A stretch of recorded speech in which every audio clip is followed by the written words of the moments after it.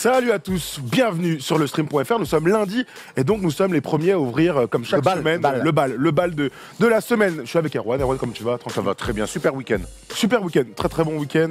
C'est vrai que vendredi il y avait le pont, bon pas pour nous mais on s'est régalé. Donc on est sur le stream.fr, on va vous expliquer un peu comment ça se passe puisque nouvelle formule, la semaine dernière, il y a 2 semaines maintenant même, nous avions fait une tactique qui nous a pas forcément plu. Là on va changer un petit peu.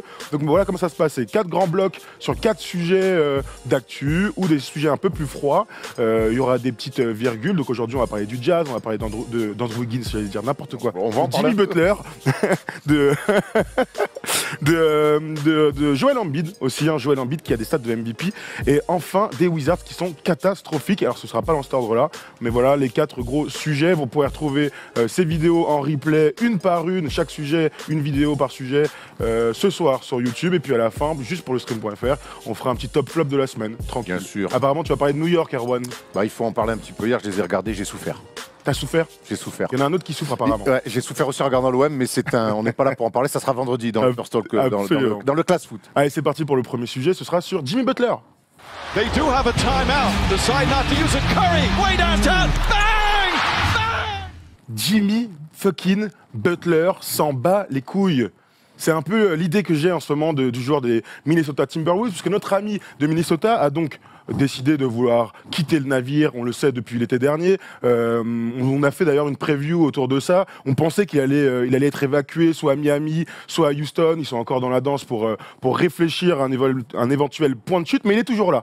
Et qu'est-ce qu'il a décidé de faire, notre ami Jimmy Butler ? Il a décidé de s'asseoir de temps en temps, de décider de ne pas jouer les matchs, et puis d'un match à l'autre, il va être sur le terrain, ne plus l'être, être sur le terrain, ne plus l'être, donc c'est un peu une cacophonie totale. Alors on va se poser la question, à quoi joue-t-il, et puis surtout, qu'est-ce qu'on en pense, mon cher Erwan, de cette attitude de Jimmy Butler? Diva, Jimmy Maria Carey Butler, c'est comme ça qu'on peut l'appeler honnêtement. Il a une attitude de diva, et je comprends pas bien. Lui qui a une histoire particulière, on sait qu'il a été abandonné par ses parents, qu'il a un parcours très compliqué, il revient de très loin, et là il agit un peu comme une star, comme une diva à qui on a toujours tout donné, mais en même temps, c'est ce que font les Timberwolves, c'est lui donne tout. Et on voit cette déclat. Je ne m'inquiète pas d'un éventuel trade, tu m'étonnes. Si je me sens pas bien physiquement au moment de jouer, je ne veux pas me blesser. Bien si sûr. je ne joue pas, vous pourrez faire des articles avec plein de trucs inventés, comme vous le faites habituellement. Mais il est en train de prendre tout le monde pour des cons. Il est en train de prendre une franchise en otage. Mais finalement, je ne sais pas qui est le plus con dans l'histoire, si c'est Jimmy Butler ou si c'est Tom Thibodeau qui est coach et président des opérations basket. Et qui n'a surtout pas envie qu'il parte. Oui, mais... En fait, on a l'impression aujourd'hui qu'il y a un problème entre les deux, mais qu'ils s'adorent en même temps. C'est très chelou. Puisque Jimmy Butler n'a plus envie d'être là, on sait qu'ils ont été ensemble à Chicago, on va pas refaire toute l'histoire, mais ils sont plutôt proches. Mais Jimmy Butler a envie de se barrer de Minnesota. Du coup, il demande son transfert au front office, mais coach Tom Thibodeau, tient énormément à lui et on a l'impression qu'il fait tout pour le couver en espérant que le gars change d'avis. Sauf qu'il ne change pas d'avis pour l'instant. Tom Thibodeau, on dirait moi qui s'accroche à mon ex. Tu vois ce que je veux dire? Complètement. Clairement. Et honnêtement, tu as été le premier à me dire, gros, au bout d'un moment, il faut peut-être tourner la page. Voilà, et Tom Thibodeau, faut tourner la page. Parce qu'aujourd'hui, et c'est compliqué, parce qu'en plus, le faire jouer, c'est pas rendre service. Pourquoi? Parce que Jimmy Butler a le plus gros temps de jeu des Timberwolves et le meilleur scoreur des Timberwolves. Donc quand il joue, c'est le meilleur en plus. Et du coup, il a quand même, et cette équipe-là, elle ne lui appartient pas. Parce que moi, quand je lis un petit peu les déclarations dans les différents articles de presse américains, il est là, non mais c'est mes gars, il n'y a pas de problème dans le vestiaire, mon équipe. Mais gros, c'est pas ton équipe. Par contre, il faut lui dire, il faut lui montrer que c'est pas son équipe. Moi, il me semble que cet été, on a donné 190 millions de dollars à un certain Karl Anthony Towns, qui aujourd'hui tourne à peine à 18 points par match, à moins de 50% de réussite. Et c'est la première fois de sa carrière depuis qu'il est rookie qui tourne à moins de 50% au tir. Il y a clairement un effet négatif sur Karl Anthony Towns. On peut rappeler l'épisode à l'entraînement où Towns défendait sur Butler, il lui a dit attaquer sur Butler, il lui a dit tu peux pas marquer sur moi, l'autre il a fait une passe. Aujourd'hui, Thibodeau, Wiggins et Karl Anthony Towns le laissent faire. Aujourd'hui, moi l'exemple, souviens-toi de ce qu'avaient fait les Knicks avec Marbury. Ils en voulaient plus pour d'autres raisons, ils en voulaient plus, reste chez toi. Alors c'était très dur, mais il devrait faire pareil avec Jimmy Butler, le temps de régler ce problème-là. On connaît la valeur marchande de Jimmy Butler. Pour le bien de l'équipe, il devrait dire stop, arrête, reste chez toi, on va trouver un trade, mais arrête de nous casser les couilles. On veut plus entendre parler de toi. Et c'est pas ce qui se passe. Mais c'est pas du tout ce qui se passe. Je rappelle encore une fois, c'est lui qui décide de jouer ou ne pas jouer les matchs. Donc du coup, ça a donné quoi? Alors j'ai pris les matchs qu'il a joué, qu'il n'a pas joué, qu'il a joué, qu'il n'a pas joué. C'est une catastrophe cette affaire-là. Et quand il joue par Utah, c'est lui qui annonce, par exemple. Exactement. Utah, quand tu te retrouves, il dit moi Utah, je vais pas jouer. Par contre, les mecs, je fais le road trip avec vous et selon comment je me sens, je vais jouer. Mais on a vu ça où moi nulle part. C'est la première fois que que je vois un truc comme quand ça. même que sportivement, que Minnesota l'année dernière accroche les playoffs pour la première fois depuis très longtemps, depuis l'époque Garnett même, j'ai envie de te dire. Oui, oui. Qu'il doit y avoir une forme de continuité cette année avec des jeunes pousses comme Wiggins et Karl Anthony Towns. Il y a encore des Jeff Teague à qui on a filé des contrats, notamment pour Karl Anthony Towns. Et là, ils sont en train de perdre un temps fou. Ils sont en train, sur le petit pas, parce que l'année dernière, ça a été très ric-rac, le petit pas en avant qu'ils ont fait l'année dernière, ils sont en train d'en faire 3 en arrière à cause d'un seul mec. Exactement. Alors je reviens sur les matchs. Il a joué 7 matchs sur 10, notre ami Jimmy Butler. Il avait raté un match contre Dallas. Mais là, il a raté donc contre Utah. Ils ont gagné de 3 points face Avec à les Rudy 50 Gobert. points de Derrick Rose. Avec les 50 points de Derrick Rose. Ils ont perdu contre Golden State Warriors. Il a joué et il y a eu cette image incroyable. Vas-y, Polo, lance-la moi. Il est sur le banc. Ils sont en train de se prendre une roustasse. Et qu'est-ce qu'il fait? Il est en train de célébrer en faisant tourner les serviettes à la Patrick Sébastien. Vas-y, trouve-moi cette petite vidéo tranquille. Il est en train de faire tourner les serviettes avec les fans des Warriors. Regarde-moi ça. Une image complètement surréaliste. Moi, j'ai aucun souvenir d'un joueur qui, en bisbille avec son équipe, commence à célébrer ce grand sourire aux lèvres. Il regarde Taj Gibson à côté. Taj Gibson, regarde Jeff Teague aussi, qui est en civil et qui n'est pas content du tout. Et Taj Gibson qui baisse la tête. C'est un moment, mais surréaliste de NBA. Comment tu traduis ça?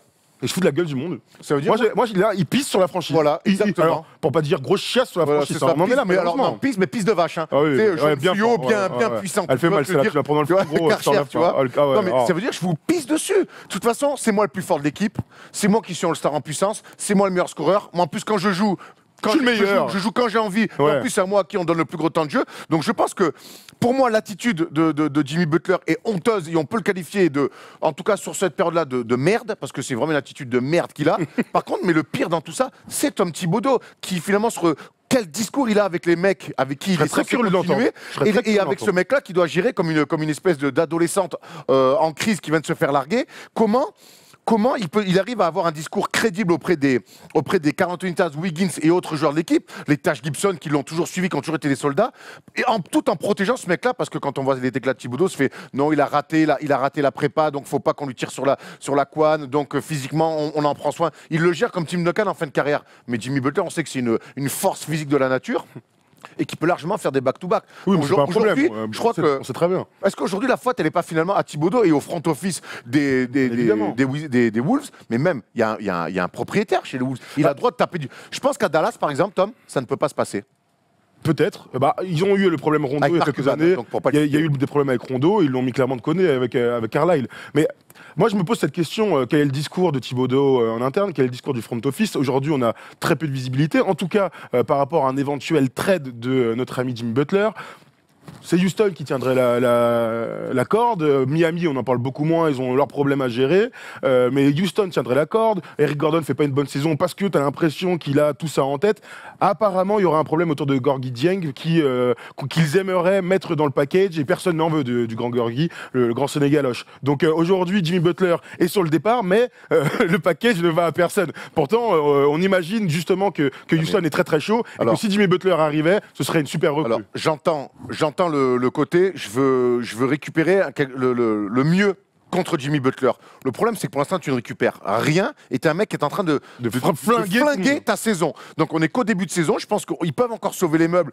Et je pense qu'une fois parti, Karl Anthony Towns et Andrew Wiggins vont pouvoir un petit peu reprendre la main sur l'équipe, même si je trouve très inquiétant l'attitude de Karl Anthony Towns de laisser comme ça faire les choses. Alors, justement, Erwan, justement, très inquiétant. Je voulais parler un peu de l'influence. Parce que, dites quoi, non, on va parler de l'influence sur les autres joueurs vite fait. Mais là, il est en fin de contrat, notre ami Jimmy Butler. Il a refusé une prolongation de contrat. Est-ce que justement, cette attitude, ça peut lui porter un énorme préjudice pour une éventuelle re-signature?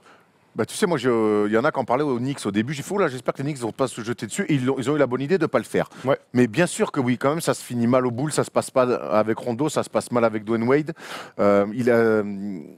Il arrive à. Là, ce qu'il est en train de faire, quand même, il ne marque pas des points. Et j'ai pas l'impression qu'ils s'en rendent compte.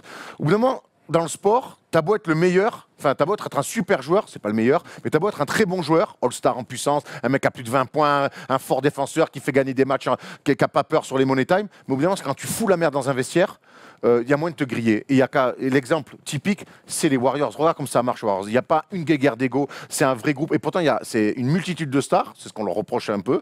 Mais en tout cas, il n'y a pas une guéguerre d'ego. Et quand tu as des mecs qui arrivent comme ça avec des égos surdimensionnés, qui finalement va dire, mais vas-y, mais viens chez nous, tu feras ce que tu veux. Pas grand monde, j'ai l'impression. Après, c'est un super joueur et il y aura forcément une équipe qui va prendre le risque de le prendre. Est-ce que regarde, on va prendre après Toronto. Est-ce que Toronto en voudrait? D'accord, mais les équipes qui jouent le titre en général, elles peuvent pas signer ce genre de mec. Est-ce que Boston en voudrait? Non. Est-ce que mais tu peux pas signer ce genre de gars.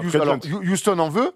Ils ne pourront pas le faire non plus. Ça marchera que par des trades. Et justement, moi, je pense que, par exemple, et dites-nous dans les commentaires sur YouTube tout de suite ou en direct, est-ce que vous pensez que Houston fait bien d'aller chercher ce gars-là, par exemple, parce que c'est vraiment la grosse cote. Moi, je pense qu'il est en train de défriter sa réputation, parce qu'il avait une réputation, certes, un peu diva, un peu de grande gueule, pas un très bon leader, mais d'un super joueur qui fait gagner et qui veut gagner, donc, quelque part, ça a excusé tout ça. Là, aujourd'hui, on se rend compte qu'il se transforme un peu en connard. Les serviettes, tu perds un match et tu le célèbre avec les supporters adverses. Là pour le coup, son image de je veux gagner, peu importe la manière, elle s'effrite complet. Donc du coup, il va atterrir où? Est-ce qu'à Houston, autour d'un Harden qui monopolise le ballon, avec un Chris Paul où les deux sur le bas-court s'échangent beaucoup? Mais avec des chances de finale NBA, peut-être qu'il peut se remettre dans le droit chemin. J'ai pas l'impression qu'aujourd'hui c'est un mec qu'on puisse remettre dans le droit chemin. J'ai de vrais doutes sur lui. J'ai de vrais doutes sur Jimmy Butler, ce qui est terrible parce qu'il c'est un joueur supérieur, mais au final, souviens-toi, hein, l'année dernière au All-Star, il a pas voulu jouer à Los Angeles. Ça fait quand même beaucoup. Il était bourré de la veille. Il était bourré de la veille aussi. C'est pas mon problème. Nous aussi, on était bourré la veille. Ça nous a pas empêché d'aller au match. Au moins, tu peux entrer en jeu, mettre un airball et sortir. Allons donc vite fait sur l'influence qu'il a négative. On est tous d'accord sur son équipe. Hier, il jouait contre Portland. Ils ont pris une rouste, mon gars, 111,81, moins 30. Alors, je vais te donner quelques stats comme ça, des joueurs intéressants. On en a un peu parlé tout à l'heure. Karl-Anthony Towns, il est à 23 points, 5 rebonds. Taj Gibson était à 8 points, 8 rebonds. Tyus Jones était dans le 5. Notre ami Derrick Rose est un peu blessé. Et Andrew Wiggins était à 17 points, 3 steals à 6 sur 16 de tir. Il a dit, et tu l'as vite fait citer tout à l'heure, que lui, il est très bien avec ses gars du vestiaire. Il a vraiment dit ça dans les vestiaires, dans les médias. Il a dit, moi, ce sont mes potes. Ils savent que je peux aller à la guerre avec eux. Et pourtant, on se rappelle de l'entraînement où il a insulté tout le monde, dont Andrew Wiggins, dont Karl-Anthony Towns, dont aussi des histoires cheloues avec la meuf de Towns. Donc ça fait quand même beaucoup pour dire derrière, tout va bien avec mes gars. Hein, on est d'accord. Il se fout de la gueule du monde, vraiment. Ouais, c'est clair. Il se fout de la gueule du monde et je pense qu'il devrait dire, ok, moi je veux partir. Ok, le front office, ok, on acte. Un petit bout d'eau, il faut qu'il acte à bout d'un moment que le joueur veut partir. C'est très dur d'aller contre la volonté des joueurs, surtout à NBA. Voilà, reste chez toi, le temps qu'on trouve un trade. Roger. Mais je veux plus que tu sois en contact avec cette équipe. Il leur fait trop mal. Je joue. Et puis le fait de faire l'aller-retour entre je joue pas, c'est une catastrophe. Je te vois sourire. Ouais, parce que alors là, il y a qui était Sandro qui nous dit Kawa Andrade. Allez checker son Insta. J'imagine que c'est la meuf de Karl-Anthony Towns. On va y aller. Jimmy Butler d'ailleurs. C'est elle qui hésite en fait. Mais du coup, on sent quand même que tous les autres ont besoin d'être libérés pour pouvoir redémarrer sur j'ai envie de dire déjà un nouveau projet. C'est trop bizarre. C'est une équipe de gentils. C'est une équipe de gentils. Karl-Anthony Towns, pour l'instant, c'est un gentil. Wiggins, c'est un taiseux. Jeff Teague aussi. Il n'y a pas de grande gueule dans cette équipe. Le seul, c'était Jimmy Butler.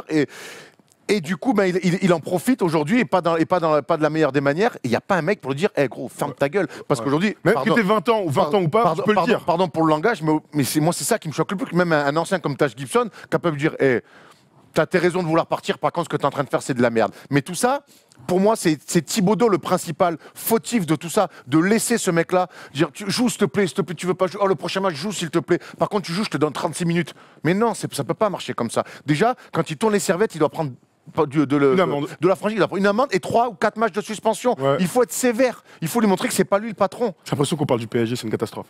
Vous nous dites dans les commentaires, est-ce que Jimmy Butler a raison d'avoir cette attitude catastrophique ou est-ce qu'il abuse? Vous avez bien compris que nous, on a quand même l'impression qu'il abuse, même si on sait qu'il a demandé son transfert et que les Wolves n'arrivent pas à l'évacuer. C'est aussi peut-être pas à cause de ce fameux grand caractère. Voilà, on a fait le tour de tout ça. Erwan, est-ce que tu veux finir sur un petit mot sur Jimmy Butler, même si je pense que tu as tout dit? Je suis curieux de voir la suite de la carrière de Jimmy Butler, où il va rebondir et comment surtout. À Houston, moi je et je me mets surtout à la face des fans des T-Wolves, des pauvres qui doivent en chier terrible, qui ont mis 15 ans à retrouver les playoffs et ils ont fait un petit tour, ils doivent reconstruire et derrière ils arrivent avec un mec qui est en train de leur foutre le feu. Dur pour nos amis. Très bien. Dans les commentaires, comme d'habitude, on vous lit et vous nous dites si vous aussi vous faites des grands fucks à Jimmy Butler et à son attitude catastrophique. C'est l'heure de passer à un autre sujet. C'est parti, une autre vidéo YouTube.